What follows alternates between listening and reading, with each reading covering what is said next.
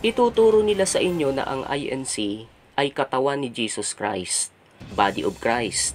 Si Jesus ang head o ulo. Si Jesus ang nasusunod.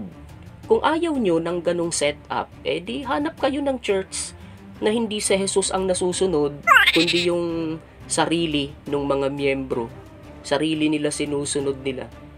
Huwag na kayong lumayo, yung kapitbahay nyo, sila yun. Wala ngang tiwalagan sa kanila eh. Ang saya-saya. Kung anong gustong gawin, yun ang gagawin. Eto ang tanong dyan, wala bang gusto si Jesus na yun din ang gusto ng Amang Diyos na dapat mong gawin para iligtas kanila sa Judgment Day? Sa palagay nyo, talaga namang ulo ang nasusunod sa katawan, di po ba? Kayo po, pag gusto ba ng isip nyo na matulog na, yun bang paa nyo, yung dalawang paa nyo kumakalas muna at nagliliwaliw kasi ayaw matulog? Gusto ng ulo, ng isip na maglakad-lakad muna kasi lumalaki na ang bilbil ng katawan niya. Kakalas ba yung kalahating katawan at paglipad pala ang gusto niya?